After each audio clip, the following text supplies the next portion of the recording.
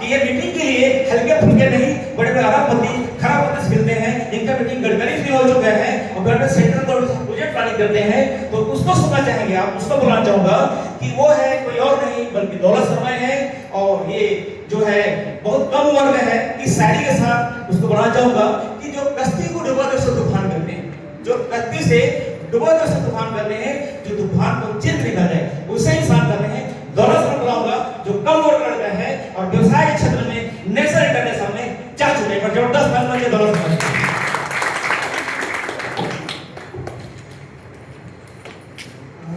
सबको धन्यवाद मेरे को यहाँ तक बुलाने के लिए, और आप लोग सभी यहाँ पे आए और आपके सामने मैं जो अपना व्यक्तित्व रखूँगा। देखिए मैं आवाज़ आ रही है कि आप लोग साथ आ रही है।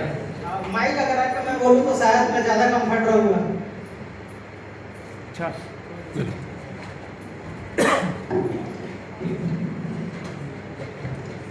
मेरी आवाज़ आपको भी सुनाई दे रही होगी, ये दिखाई दे रही है, सुनाई दे रही है ना?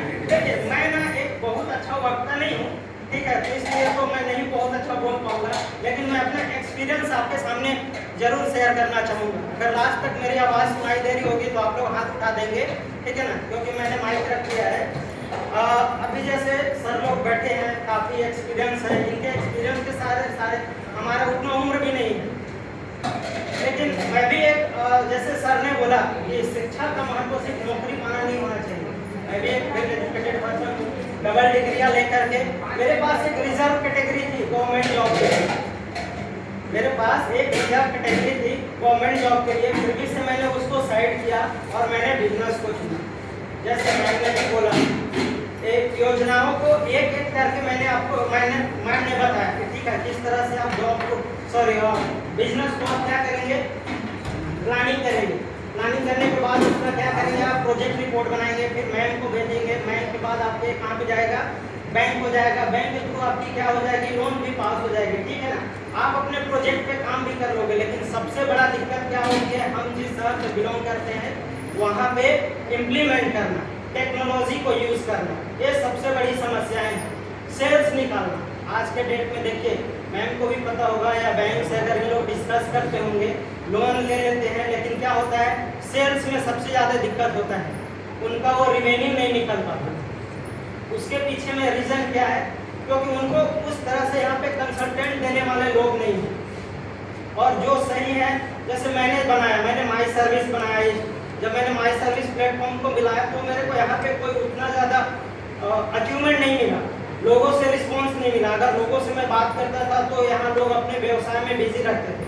फिर मैंने अपने आप को ऑनलाइन प्रमोट करना चालू किया, फिर लोग जब ऑनलाइन प्रमोट करना चालू किया तो मेरे को फिर बाहर के लोगों से मैंने ना कनेक्टिविटी मेरी हो, फिर मैं लोगों से मिलना चालू किया।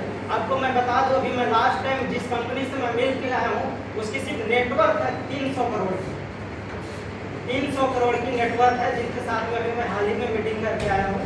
तो और मेन मेरा जो आज के डेट में मैं कंसल्टेंसी कर रहा हूँ, मैं NHI के लिए कर रहा हूँ। छत्तीसगढ़ में आप हाईवे से गुजरते होंगे तो हाईवे पे एक टोल टैक्स देना पड़ता है, देते हैं ना हम टोल टैक्स। मोस्टली आज के 2021 के बाद में जितने भी उसकी टेंडर्स निकले हैं वो सारे टेंडर का कैलकुलेशन मैंने बना करके दिया है। अगर यहाँ पे उस तरह की चीज़ें होती है और मेरे को अगर आइडिया रहता मैं आपको लाइव दिखाता, वो सारी चीज़ें जो मैं आपको बोल रहा हूँ वो मैं आपको लाइव दिखाता। तो जब आप स्टूडेंट जीवन से जब आप बाहर निकलेंगे, ठीक है, तो एक आपके पास ये होगा कि आप अपने जो क्यूरिकुलम जो आप सब्जेक्ट सेलेक्ट किए होंगे आप उस पर काम कीजिए। दूसरा आपके पास क्या है, बिजनेस। बिजनेस एक बहुत अच्छा अपॉर्चुनिटी है, लेकिन बिजनेस करने के लिए बहुत सारे समस्याएं होंगी। अगर आप 1000 समस्याएं को अगर झेलने के लिए अगर तैयार होंगे तब आप बिजनेस में आएंगे। और कंसिस्टेंसी आपको बनाना पड़ेगा, कंटिन्यू इस तरह से आप जब कई साल जब आप उसमें सफर करेंगे तब जाकर के आपको कहीं ना कहीं थोड़ा सा फिर आप उस सक्सेस को आप आगे बढ़ाएंगे। धीरे धीरे मैंने से कोई चीज़ें अपने लाइफ में फॉलो किया, जब भी जो मौका मिला, स्टेज मिला, मैं पकड़ते गया और आगे बढ़ते गया। उसी का आज में नतीजा है कि मैं अपने लाइफ में वेल सेटल्ड हूँ।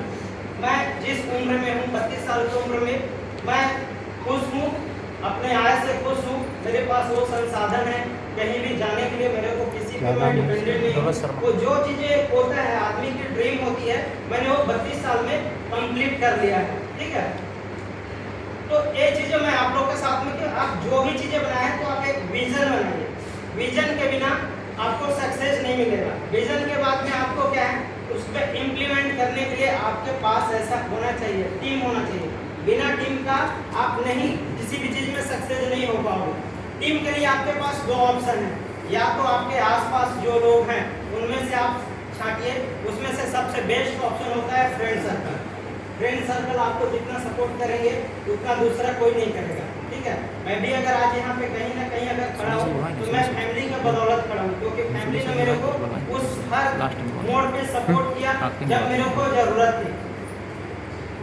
ठीक है, और दूसरी बात यह है कि आप एक हमने अभी एक और चीजें आईबीओ लॉन्च किया है, इंडिपेंडेंट बिजनेस ओनर, जिसमें हम सब एक पार्ट हैं। जैसे मैं हो गया, सर का ही बिजनेस और प्रोजेक्ट था, उन्होंने लेकर के आया था कि अपने को इस तरह से कुछ किया है, तो उस पर मैंने वर्क करके सर को डिलीवर किया है आईबीओ, जिसका इंडिपेंडेंट बिजनेस ओनर है, जो खुद से कुछ अगर बिजनेस उनका प्लान है या आपके पास कोई आइडिया है, आप उस आइडिया को लेकर के हम तक लाइए और उस पर हम कंप्लीट आपको रोड मैप बना करके देंगे कि कहाँ पे आपको किस तरह से क्या काम करनी है, क्या आपकी गलतियाँ हो सकती है, क्या गलतियाँ आपको नहीं करना है, आपके उस प्रोजेक्ट को करने के लिए आपके अंदर एबिलिटी क्या है, वो सारे चीज़ों को हम बताएंगे। इसके अलावा आईबीओ में आप क्या कर सकते हैं, जैसे मैंने ये चीज़ें बताया कि एक तो आपका फंडिंग आप कहाँ से उठा सकते हो, गवर्नमेंट सेक्टर से उठा सकते हो, बैंकिंग सेक्टर से उठा सकते हो। इसके अलावा भी थर्ड पार्टी फाइनेंसर होते हैं, जिसको फंड राइजर हम बोलते हैं, वो भी आपको भरपूर मात्रा में मिलेंगे और वो आपको सिर्फ प्रोजेक्ट पे पैसा लगाते हैं। आपके पास प्रोजेक्ट है, आपके पास आइडिया है, आप हमारे पास लेकर के आइए, आप उसको प्रूफ कीजिए, फंडिंग लगाने के लिए हम तैयार रहते हैं। बस यही है मेरी लास्ट है, बाकी सर का बहुत अनुभव है, मैं अपने कामों में व्यस्त रहता हूँ। मैं पहले भी आपको बोला कि मैं एक बहुत अच्छा वक्ता नहीं हूँ, मैं बहुत चीज़ों को नहीं उतना आप लोगों को शायद मैं अपने बातों से मोटिवेट नहीं कर पाऊंगा, लेकिन अगर आप कभी कोई प्रोजेक्ट है उसको आप मेरे तक लेकर के आइए, जब मैं उसका आपको रोड मैप बना करके दूंगा तो शायद आपको लगेगा कि हाँ मैंने किसी से मिला। बस इसी चीज़ को लेवल करके मैं अपने वाणी को विराम दे रहा हूँ और आप सबके लिए फिर से धन्यवाद दे रहा हूँ जो आप लोगों ने